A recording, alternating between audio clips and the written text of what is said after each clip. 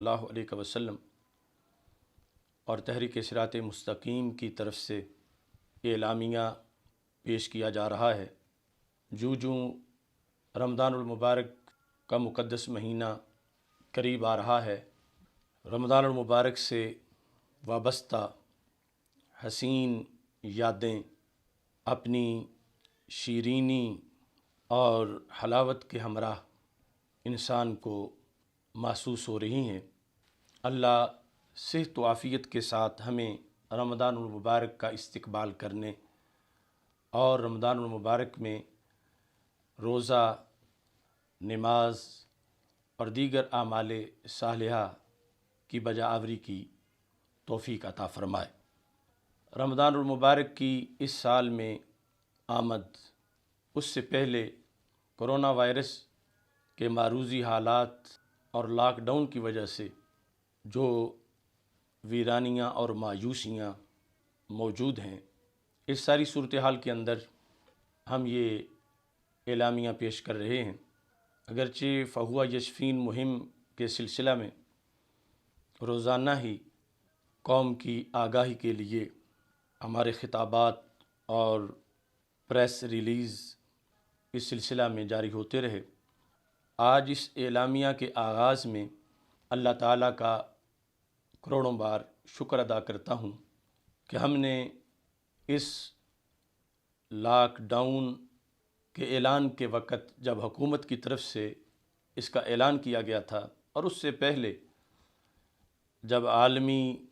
تناظر میں corona virus کے لحاظ سے حرمین شریفین، حجاز مقدس، عرب ممالک میں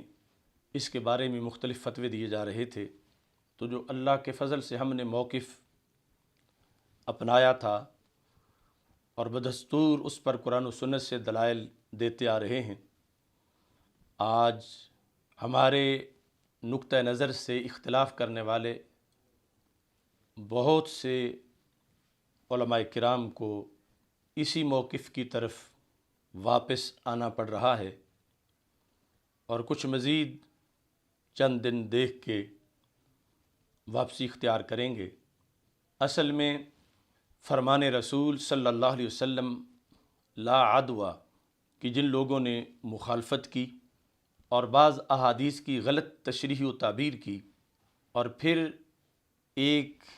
ایسے ایجنڈے کو کہ جو اصل میں آغاز اس کا غیر مسلم کنٹریز سے ہوا تھا، اس کو اسلامی نقطہ نظر سے ثابت کرنے کی کوشش کی گئی، تو مسائل دن بدن گمبھیر ہوتے چلے گئے۔ آج بھی ہمارا یہ مطالبہ ہے حکومت پاکستان سے کہ فی الفور لاک ڈاؤن ختم کر دیا جائے اور تمام شعبہ زندگی کے افراد کو اپنے اپنے فیلڈ میں جو وہ جائز حلال کاروبار کرتے ہیں، اس کاروبار کی انہیں بلا روک ٹوک اجازت دی جائے۔ جتنی تاجر تنظیموں نے اس سلسلہ میں مطالبات کیے ہیں، ہم ان کے لاک ڈاؤن کے خاتمے کے لحاظ سے مطالبات کی پرزور حمایت کرتے ہیں، اور اس ملک کی ایک بڑی اکثریت جو کہ دیہڑی دار طبقے یا چھوٹے تاجروں یا کسانوں یا عوام پر مشتمل ہے، ہم ان کی طرف سے مطالبہ کرتے ہیں حکومت سے کہ اب مزید عوام کو آزمائش میں نہ ڈالا جائے۔ گندم کی کٹائی کا بھی موسم ہے، ادھر رمضان المبارک ہے، یہ گندم اس پر پورے سال کا انحصار ہوتا ہے، اور رمضان میں جو بیٹری چارج ہوتی ہے وہ بھی اس سے انسان کو اگلے رمضان تک ایک روحانی تقویت اور غذا ملتی ہے۔ تو ایسے اہم موقع پر بالکل ہر قسم کی جو پابندیاں لگائی گئی ہیں، ان پابندیوں کو ہٹا دیا جائے جو روزگار کاروبار کے لحاظ سے لاک ڈاؤن کی شکل میں پابندیاں لگائی گئیں۔ اس سے پہلے بھی ہم مطالبہ کر چکے ہیں اور آج بھی مطالبہ کر رہے ہیں کہ مساجد، مدارس، دینی مراکز اور ساتھ ہی دیہڑی دار طبقے کے کم از کم 3 ماہ کے جو یوٹیلیٹی بلز ہیں ان سے ان سب کو استثناء دیا جائے۔ مدارس میں جو تدریس کا نظام تعطل کا شکار ہے، تو ظاہر ہے کہ اب درس نظامی کے جو اسباق ہیں وہ تو رمضان المبارک کے بعد ہی اکثر مدارس میں شروع ہوں گے، لیکن شعبہ حفظ کا اس وقت جو دورانیہ جا رہا ہے نہایت ہی اہم ہے، چونکہ حفاظ کرام نے قرآن کی منزل کا دور کرنا ہوتا ہے، اس کی گردان کرنی ہوتی ہے، مصلی کی تیاری کرنی ہوتی ہے، اور ایسے میں مدارس پہ چھاپے مار کر وہاں سے طلباء اور قراء کو گرفتار کیا جا رہا ہے، تو فوری طور پر یہ لاک ڈاؤن بھی ختم کیا جائے اور آزادی کے ساتھ دین کا علم حاصل کرنے والوں کو، قرآن و سنت کے طلباء کو اپنی تعلیم کا تسلسل برقرار رکھنے دیا جائے۔ مساجد کے لحاظ سے پہلے دن سے ہم نے یہ کہا تھا کہ جمعہ کی بندش یا نماز پنجگانہ کی بندش یہ ان مسائل سے نہیں کہ جن کا دائرہ کار اجتہاد میں آتا ہو اور اجتہاد کے ذریعے سے انہیں حل کرنا ہو، یہ سارے مسائل پہلے حل شدہ ہیں، اور اس سلسلہ میں تفصیلاً ہم دلائل دے چکے ہیں۔ مساجد کو بالکل اس سلسلہ میں آزادی دی جائے، اور اس دورانیے میں جو ظلم و زیادتی کی گئی ہے، مجھے تو ان لوگوں کے ایمان کا خطرہ ہے جو مساجد کے دروازوں پہ کھڑے ہو کر نمازیوں کو دھکے دے کر باہر نکال رہے تھے یا اندر آنے سے روک رہے تھے، وہ توبہ بھی کریں اور آئندہ کے لیے کبھی بھی کسی صورت میں بھی مساجد کے بارے میں ایسی کوئی پالیسی اختیار نہ کی جائے۔ ساتھ ہی صرف مساجد کی بات نہیں، پورے ملک میں نظام تبلیغ بری طرح مفلوج ہوا ہے۔ پورے نظام تبلیغ کو، جو کہ ایک اسلامی سلطنت اور اسلامی سوسائٹی کی روح کی حیثیت رکھتا ہے، اس نظام تبلیغ کو اس کی پوری رونق اور آب و تاب کے ساتھ پھر جاری کیا جائے، اور تمام قسم کی بے جار رکاوٹیں جو ہیں ان کو ختم کیا جائے۔ اس سلسلہ میں آج کراچی کے علماء کی ایک پریس کانفرنس کا بھی تذکرہ کیا گیا، اور اس کے بعض مندرجات میں نے سنے۔ اس پر میں یہ عرض کرنا چاہتا ہوں، یہی علماء کرام ہیں کہ جنہوں نے حکومت کے اس غیر شرعی اقدام کو پہلے جواز فراہم کیا۔ ہمارا موقف اس وقت بھی واضح تھا کہ کسی صورت میں نہ مساجد بند ہو سکتی ہیں اور نہ ہی نماز جمعہ پہ پابندی لگائی جا سکتی ہے، اور 4-5 نمازیوں کو اجازت دینا یہ عملاً مساجد کو بند کرنا ہے۔ آج وہی علماء کرام اپنی طرف سے یہ فیصلہ سنا رہے ہیں کہ آج سے مساجد پر لاک ڈاؤن کا اطلاق نہیں ہوگا۔ اس صورتحال میں سب سے پہلے بات تو یہ ہے کہ 3 جمعے جو لاکھوں کروڑوں لوگوں کے ضائع ہوئے، اس کا بوجھ حکمرانوں پر تو ہے ہی، لیکن ان مفتیان کرام پر بھی ہوگا۔ کراچی کے اندر 2 اعظم مفتیان اور مجموعی طور پر 2 شیخ اسلام صاحبان، انہوں نے یہ ساری صورتحال ہمارے ملک کے لحاظ سے واضح کی، اور پھر آگے مساجد میں جھگڑے ہوئے، نمازیوں کے آپس میں مختلف معاملات پر ائمہ نمازیوں کمیٹیوں اور ائمہ خطباء کے، پولیس، سیکورٹی فورسز اور عوام کے، پہلے دن ہی یہ کہہ دینا چاہیے تھا۔ آج جس کی بنیاد پہ وہ لاک ڈاؤن کے ختم کرنے کا خود ہی اعلان کر رہے ہیں، اس وقت کیوں دیکھا جا رہا تھا جامعۃ الازہر کے مفتیان کرام کے فتوے کو، یا حرمین شریفین پر جو نجدی حکومت ہے اس کے فیصلوں کو کیوں دیکھا جا رہا تھا،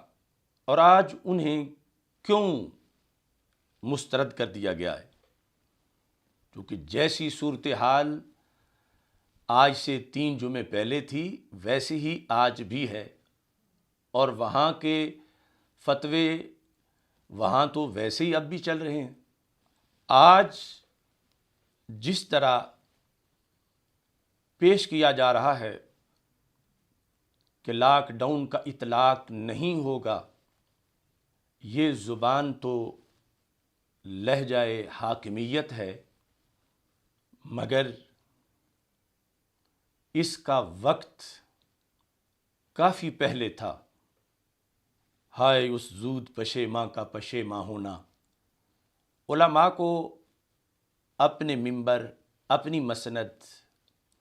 اپنی حیثیت کو ہمیشہ پیش نظر رکھنا چاہیے۔ اس کے پیش نظر پہلے دن یہ سٹینڈ لینا چاہیے تھا کہ تم مساجد کو مستثنیٰ رکھو۔ ہم نے اس سلسلہ میں چند دن پہلے واضح پریس ریلیز جاری کر دیا تھا کہ رمضان المبارک میں نماز تراویح کی بندش یا سحری افطاری کے لحاظ سے کوئی بندش قبول نہیں کی جائے گی، اور ایک جامع لائحہ عمل کے اعلان کا بھی اس میں ہم نے ذکر کیا تھا۔ اب یہ لوگ جنہوں نے پہلے بندش پہ دستخط کیے، آج اپنے طور پر کھولنے کا جو لہجہ اختیار کر رہے ہیں، تو اس سے پتہ چلتا ہے کہ جب آج ان کی زبان کہہ رہی ہے کہ آج کے بعد لاک ڈاؤن کا اطلاق مساجد پر نہیں ہوگا، تو پھر پہلے بھی ان کے کہنے پر لاک ڈاؤن تھا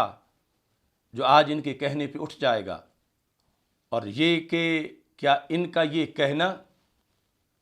حکمرانوں کو کتنا متاثر کرے گا، جبکہ یہ علماء کرام جو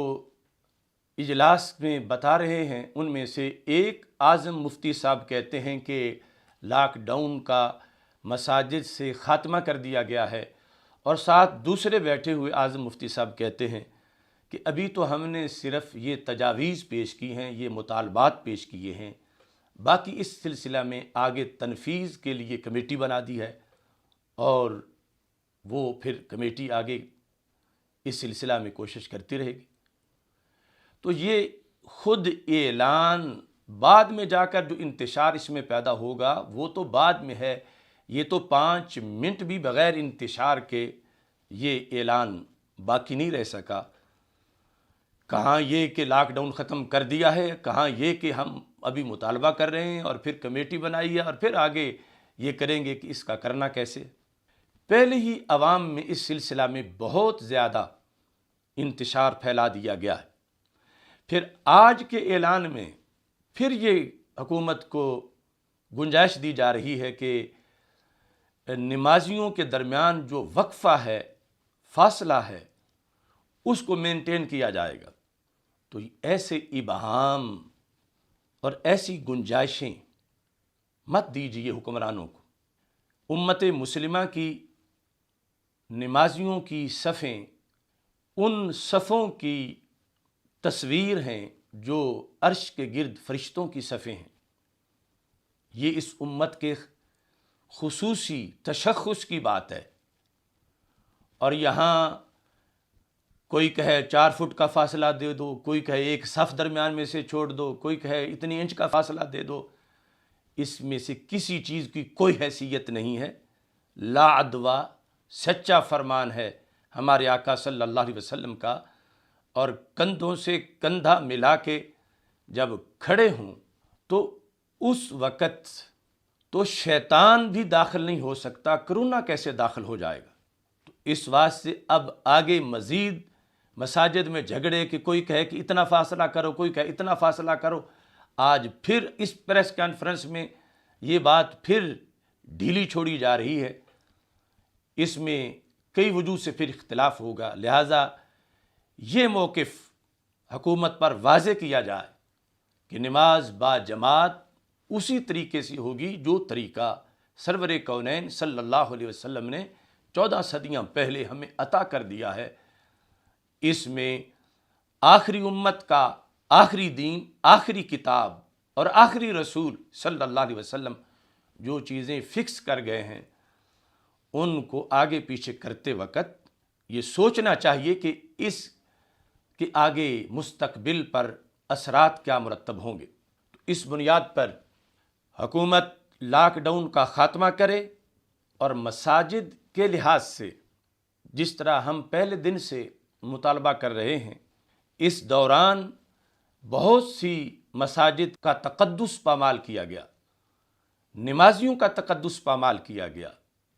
خطبہ جمعہ کا تقدس پامال کیا گیا، اذان کا تقدس پامال کیا گیا۔ حکومت اور حکومت کے کارندے ان تمام باتوں سے اعلانیہ توبہ کریں کہ ایسا کیوں کیا گیا، اور ساتھ ہی یہ بات بھی واضح ہے کہ ایک ٹولہ ہے، انہوں نے تو تنقید کرنی ہی کرنی ہے۔ کچھ اینکر پرسن ہیں، ٹاک شوز میں کچھ بیٹھنے والے ہیں، کچھ لوگ بیوکریسی میں ہیں، کچھ مختلف دفاتر اور مختلف شعبہ جات میں ہیں۔ اگر ان کے تیور دیکھ کر آپ نے دین کی بات کرنی ہے تو پھر دین کی نمائندگی ہرگز نہیں ہو سکتی۔ اب جن کے بدلتے تیور دیکھ کر ان مفتیان کرام نے 3 جمعے پہلے سٹینڈ نہیں لیا تھا، آج میڈیا کے تیور تو اسی طرح ہیں۔ آج اینکر پرسن ان کو آڑے ہاتھوں لیں گے، آج بھی ان پر وہی سوال اٹھیں گے کہ حکومت سے تم نے پہلے اجازت کیوں نہیں لی۔ آج بھی یہی کہا جائے گا کہ حکومت سے تم نے مشاورت کیوں نہیں کی۔ آج بھی یہی کہا جائے گا کہ تم حکومت سے بغاوت کر رہے ہو۔ آج بھی کہا جائے گا کہ تم زیادہ دین جانتے ہو یا حرمین شریفین کے مفتیان کرام اور جامعۃ الازہر کے مفتیان کرام زیادہ جانتے ہیں۔ اس طرح کے تند و تیز جملے آج بھی ان لوگوں کو سننے پڑیں گے، تو کتنا اچھا ہوتا کہ پہلے دن یہ سٹینڈ لے جاتے، دین پر پہرا بھی ہوتا، لوگوں کی نمازیں بھی خراب نہ ہوتیں، شاعر اسلام کی جو دھجیاں اڑائی گئی ہیں وہ بھی صورتحال نہ بنتی، اللہ بھی راضی رہتا، رسول پاک صلی اللہ علیہ وسلم کی نگاہ عنایت بھی ملتی۔ اور آج جو کچھ کہا جا رہا ہے اس پر ان لوگوں کے پاس کیا گارنٹی ہے کہ کل ان کا دیا ہوا حکم نامہ حکومت نافذ کر دے گی؟ کیا حکومت ان کے لہجے کے اس قدر تابع ہے؟ اور اگر نہیں تو پھر ساری چیزوں کو سامنے رکھتے ہوئے امر بالمعروف اور نہی عن المنکر کے تمام پہلو لین اور شدت کے لحاظ سے وہ شروع سے ہی سامنے رکھنے چاہیے اور اس پر ڈٹ جانا چاہیے۔ یقیناً ہم اہل سنت و جماعت اس ملک کے بانی ہیں، ہمارے لاکھوں شہیدوں کا خون اس کی بنیاد میں ہے۔ بدقسمتی ہے کہ آج تک اس ملک میں نظام مصطفیٰ صلی اللہ علیہ وسلم نافذ نہیں ہو سکا، لیکن پھر بھی ہم اس ملک سے اس لیے پیار کرتے ہیں کہ اس کا نظریہ قرآن ہے۔ اس کی املاک کو ہم نقصان نہیں پہنچا سکتے، نہ اس کو جلتا دیکھ سکتے ہیں، نہ ہی اس ملک میں خزاؤں کا دورہ ہمیں برداشت ہے۔ اس بنیاد پر ہم حکومت سے تعاون کرنے والے لوگ ہیں، تصادم اور ٹکراؤ نہیں چاہتے، مگر حکومت کو بھی تو سوچنا چاہیے کہ وہ کس سے ٹکراؤ کی پالیسی اختیار کر رہی ہے. یعنی اگر دین اسلام سے کوئی ٹکر لے اور پھر اس دین کے حاملین سے نرمی کی کوئی امید رکھے تو یہ اسے خود ہی سوچنا چاہیے کہ اس کی یہ امید کیسی ہو سکتی ہے. کرونا وائرس، میں بار بار کہہ رہا ہوں، اتنا خطرہ جان کے لیے نہیں تھا جتنا اس کو ایمان کے لیے قرار دے دیا گیا ہے، اور اتنا یہ خود وائرس کے ذریعے نہیں پھیل رہا تھا جتنا ڈسکس اور باتوں کے ذریعے اس کو پھیلایا گیا ہے. اس سے قوم خود اموات سے اتنی ڈسہارٹ نہ ہوتی جتنا کہ قوم کو ایسی اندھا دھند احتیاطیں بتا بتا کر، امیدوں سے دور کر کے، اندھیروں میں دھکیل کر قوم کو مایوس کر دیا گیا. اب بھی وقت ہے کہ اس قوم کو اٹھنے دو اور اللہ کے گھر آباد ہوں، رمضان کی بہاریں آئیں، اس ملک میں خوشحالی آئے. اللہ تعالی ہم سب کا حامی و ناصر ہو. وآخر دعوایا ان الحمد للہ رب العالمین. توحید و رسالت کا نعرہ دنیا میں لگانے نکلے